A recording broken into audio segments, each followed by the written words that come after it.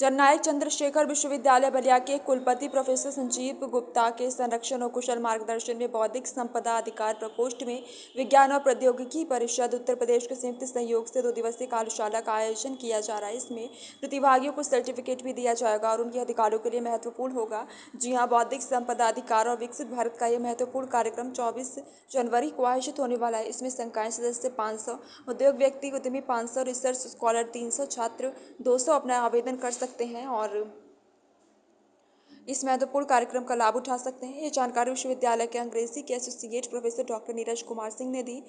विस्तार से जान सर, आपके विश्वविद्यालय में कैसा सेमिनार लगने जा रहा है, क्या ये बताते हुए प्रसन्नता का अनुभव हो रहा है कि हमारा विश्वविद्यालय में उत्तर प्रदेश सरकार का साइंस एंड टेक्नोलॉजी डिपार्टमेंट है, उसने एक IPR पर जो है सेमिनार हमको जो है उसका प्रायोजन किया है और उसके द्वारा कुछ राशि प्राप्त हो रही है। जैसा कि IPR की बात है तो हम बौद्धिक संपदा, हर व्यक्ति की अपनी एक खोज होती है, अपना एक प्रयोग होता है, अपनी एक उपलब्धि होती है। तो उस उपलब्धि को दूसरी कोई कॉपी न कर सके, इसको ध्यान में रखते हुए IPR जो है संदर्भ में नियम बनाए गए हैं।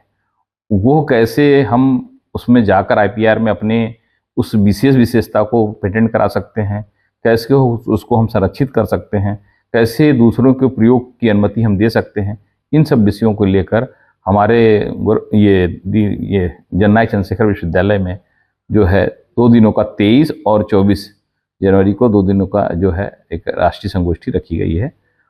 अपना एक परिचय दे दीजिए। बहुत स्वागत है आपका। मैं डॉक्टर नीरज कुमार सिंह यहाँ पे अंग्रेजी विभाग में असिस्टेंट प्रोफेसर हूँ, सहायक आचार्य के पद पे कार्यरत हूँ इस विश्वविद्यालय में।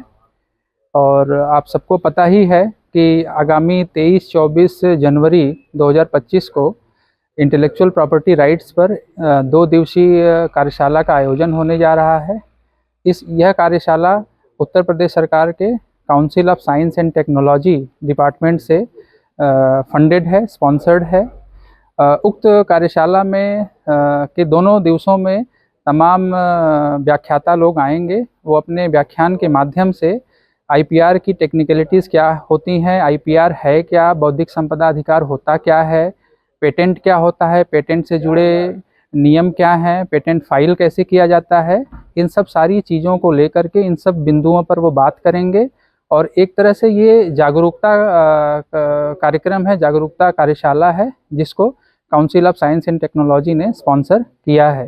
तो यह हमारे लिए, विश्वविद्यालय के लिए और यहाँ के IPR प्रकोष्ठ के लिए बड़े हर्ष का विषय है कि उत्तर प्रदेश सरकार ने हमारे प्रस्ताव को समायोजित किया, हमारे प्रस्ताव पर विचार किया और यह 2 दिवसीय कार्यशाला कराने के लिए स्पॉन्सरशिप प्रदान की। अच्छा, तो इसमें कैसे कैसे लोग प्रतिभाग कर सकते हैं, क्या उसकी प्रक्रिया है?